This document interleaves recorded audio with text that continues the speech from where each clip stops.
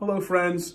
Perhaps over the past few weeks, you've noticed that in various parts of the building, including classrooms and offices, our school's new mission statement has been placed. A mission statement really gives direction and tells us why we do what we do. And so, if you've looked at Bishop Shanahan High School's mission statement, you will have noticed that our school exists to create critical thinkers and moral stewards who are ready to serve the gospel of Jesus Christ in a rapidly evolving global world. One of the key ways in which Bishop Shanahan High School seeks to form these moral stewards and critical thinkers is through our school's Global Awareness Initiative.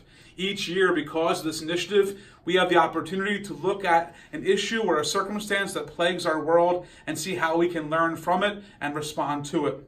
This year, in 2019, our focus during Global Awareness Month will be on poor and vulnerable children and how we can understand their situation and also learn from them.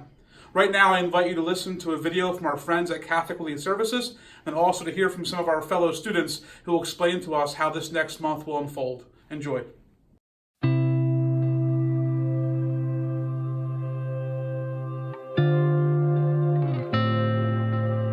Before we understand Jesus' preferential option for the poor, we have to understand God's preferential option for the poor.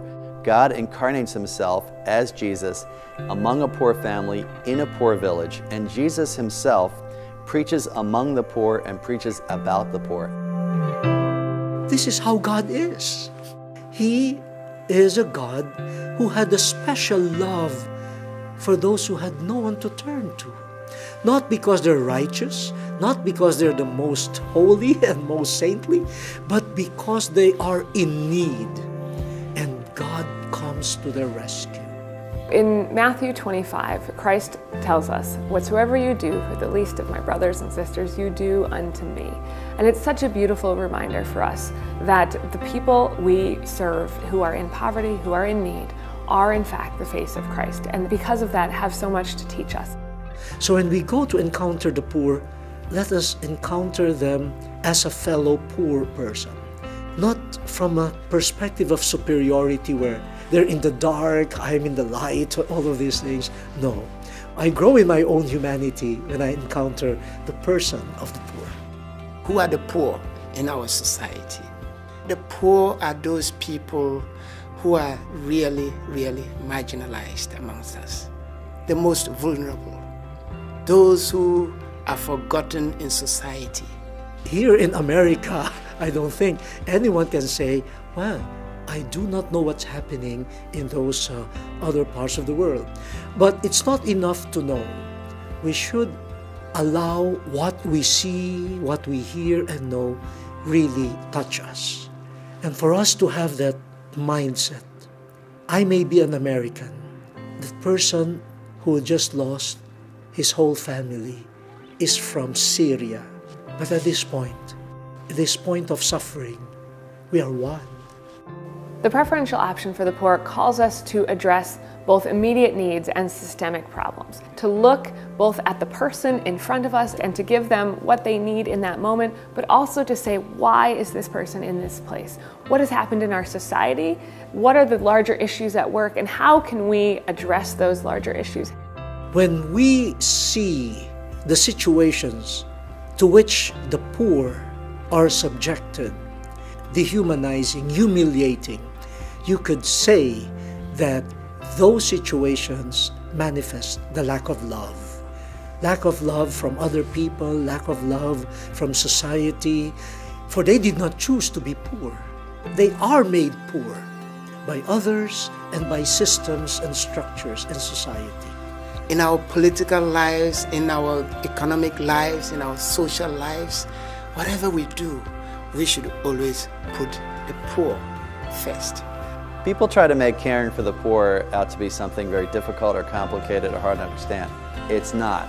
It basically means a few things. First of all, being charitable to the poor, giving to organizations that care for the poor, giving directly to the poor. It means loving the poor as our brothers and sisters. It means coming to know them, touching them, holding them, shaking their hands, and really physically coming in contact with them, because otherwise, how would we show our love?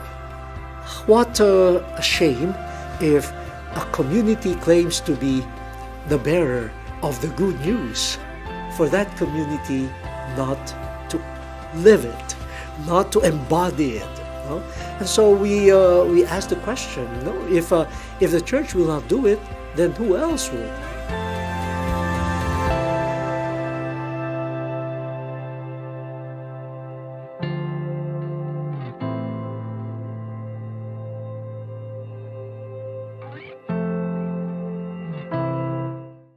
Pope Francis reminded us of why we serve the poor when he said, "Love for the poor and vulnerable is at the center of the gospel. If we take out the poor, we cannot understand the message of Jesus." Every year at Shanahan, we have the opportunity to learn from others in need by giving up our time and charity during Global Awareness Month. This year, we will be using the lens of poor and vulnerable children to see how we can stand in solidarity with our global peers who are experiencing challenges and hardships we can only imagine. There are certain basic elements that we all typically associate with childhood. We expect that all children receive basic nutrition and access to clean water. We expect that children have a place to call home, where they feel safe and are free from harm. We expect that children receive an education so that they may gain knowledge of the world around them and use that knowledge to change it for the better. We also expect that children will be given the ability and opportunities to develop mentally, physically, and spiritually so that they can live a life of fulfillment. For most of us here, these needs have always been met, and we may barely acknowledge them in our daily lives. Our typical images of our childhood are fundamentally good. Whether we acknowledge it or not, our childhood has and will continue to have a major impact on our lives. However, not all children have experienced the privilege of a safe or typical childhood.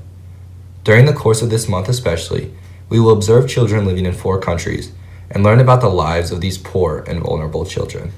Throughout this next month, we will learn that in Guatemala this morning, nearly 530,000 children were forced to wake with their parents and head to the factories, where they will be forced to work up to 16 hours for little to no pay.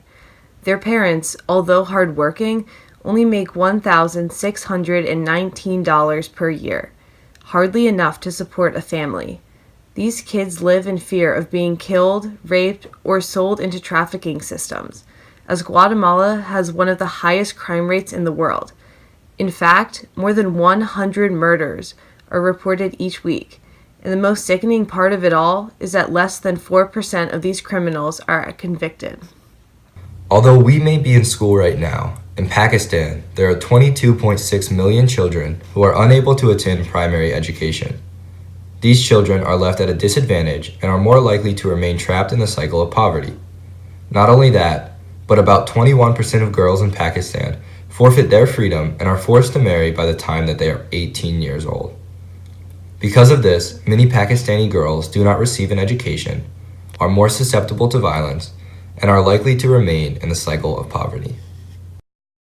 In Bolivia, only 20% of the rural population has access to clean water, and the rest are left with unsanitary water that can lead to a variety of waterborne illnesses. This not only affects their crops and their livelihood, but their health as well. Although the number has improved, there is still only 1 doctor for every 770 people, leaving many without the care they need due to lack of nutrition and safety. Bolivian children especially are most susceptible to such diseases and are left helpless. In Sierra Leone, 8% of children die before they reach 1 year old, and 11% die before they are 5. Half of the births go undocumented, leading to an overwhelming amount of children being invisible to the government, meaning that they cannot receive support or aid. Over 40% of high schoolers are unable to read or write, and a third of all Sierra Leoneans receive no education at all. Despite the nation's rich natural gold and diamond deposits, many of the country's citizens still live in a state of poverty, with 60% of the people surviving on less than $1.25 a day. Although these children may seem far away from us and scattered around the globe, we cannot turn our backs to them.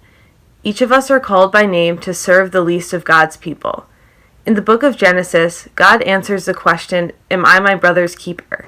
by sending his son Jesus, the King of Kings, who came to earth to watch over us and to provide for us a place under God's keeping.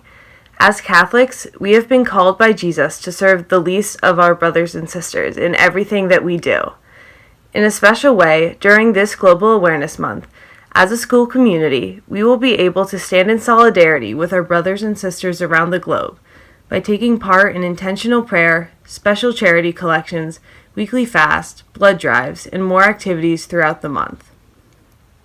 Thank you, friends, for your attention today. As we embark upon our global awareness journey, I hope you will make every effort to be involved in all the activities we have planned, but most especially to approach this with an open mind, so that likewise our hearts will be expanded as we know God's love for us and the poor and vulnerable among us.